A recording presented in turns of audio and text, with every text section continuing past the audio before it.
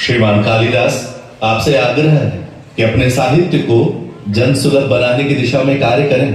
अन्य सभी नवरत्नों से आग्रह करता हूं कि ज्ञान, विज्ञान, भाषा और वैदिक रीति के प्रसार की दिशा में कार्य करें। जैसी आज्ञा महाराज। गुरुदेव, एक विचार मेरे मन में उमड़ रहा है, यदि आपकी आज्ञा हो तो कहूं। आदेश करें महाराज। मुझे देश में एक नए पंचांग की आवश्यकता महसूस हो रही है। क्या हम मालवा को समय गणना का वैश्विक केंद्र बना सकते हैं? साधु साधु, बहुत उत्तम विचार है महाराज। जैसी आज्ञा गुरुदेव। श्रीमान वराहमिहिर, मैं आपको एक बड़ा दायित्व सौंप रहा हूं। आप खगोल और ज्योतिष के ज्ञाता हैं। हमारे भारत में अब तक पूर्ण रूप से प्रामाणिक और वैज्ञानिक पंचांग नहीं है, जिसके कारण सदा ही जनता में शुभ और अशुभ मुहूर्तों के संबंध में भ्रम की स्थिति बनती है। आप काल गणना की नई व्यवस्था तैयार करिए, जो वैदिक परंपराओं पर आधारित हो और पूर्ण रूप से वैज्ञानिक हो। आपकी आज्ञा शिरोधार्य है महाराज, किंतु आपके मार्गदर्शन के बिना मेरे लिए ये कर पाना संभव न होगा। आप स्वयं सभी विषयों के ज्ञाता हैं। इस दिशा में आप आगे आगे चलें और मैं आपका सहगामी रहूंगा। आप ही इस विक्रम संवत के प्रणेता हैं। विक्रम संवत, विक्रम संवत, विक्रम संवत। जैसी सभासदों की इच्छा। आज चैत्र नवरात्रि का पहला दिन है। आज से ही विक्रम संवत की गणना आरंभ करेंगे, तो माता हरसिद्धि की कृपा हम सब पर बनी रहेगी।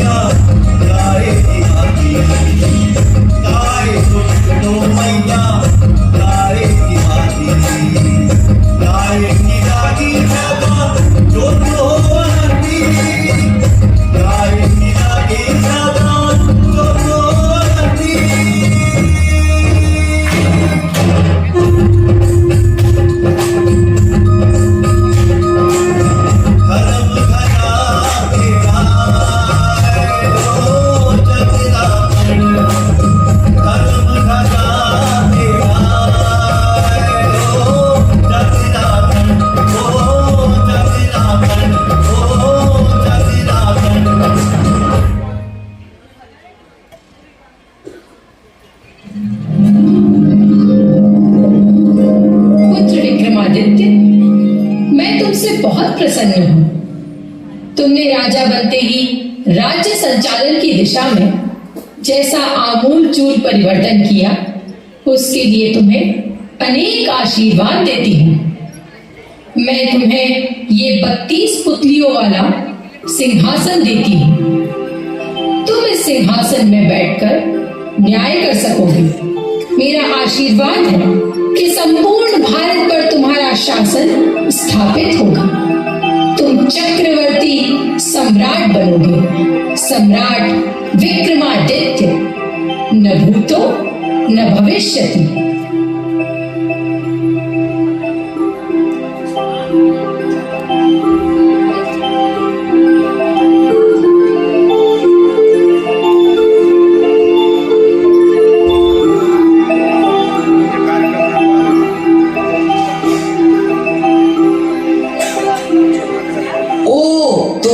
इसीलिए मेरा नाम विक्रम रखा था, ताकि मैं भी उनकी तरह महान बन सकूं।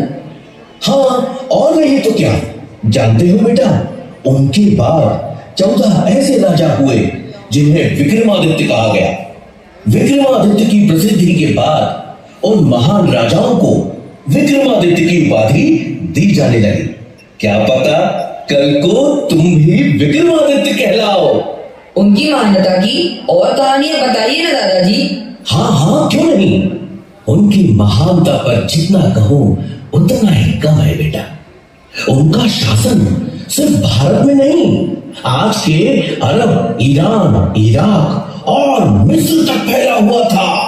और उन्होंने कश्मीर की राजा की मृत्यु के बाद संकट में पड़े राज्य में सुशासन स्थापित किया।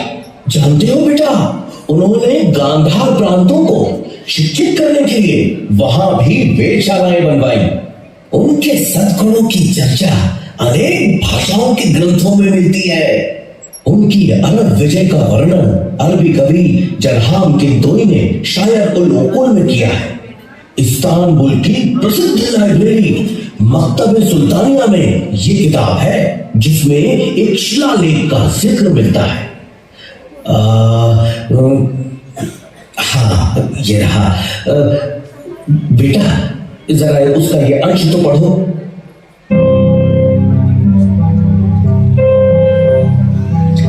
वे लोग भाग्यशाली थे जो विक्रमादित्य के समय में जन्मे, उन्हीं के शासन में जीवन बिताया। वह एक दयालु, उदार और कर्तव्यनिष्ठ राजा था जो हर एक व्यक्ति के कल्याण के बारे में सोचता था। उसने अपने पवित्र धर्म को हमारे बीच फैलाया। हिंदुस्तान के सूर्य से भी तेज विद्वानों को विक्रम ने उनके बीच भेजा ताकि ज्ञान का उजाला उस तरफ भी फैल सके। दादाजी, मुझे विक्रमादित्य की और कहानी सुनाइए ना। हाँ हाँ मेरे बच्चे, क्यों नहीं। रुको। हाँ, इन किताबों में क्या है दादाजी? इन किताबों में कहानियां हैं। इन दोनों किताबों में सम्राट विक्रमादित्य की कहानियों का भंडार है बेटा। एक है सिंहासन 32 और दूसरी बेताल 25। इसके अलावा भी उनकी वीरता, उदारता, दया, क्षमा आदि गुणों से भारतीय साहित्य भरा पड़ा है बेटा। इन्हें पढ़ो और उनके गुणों को अपने जीवन में उतार कर तुम भी उनके जैसा बनो।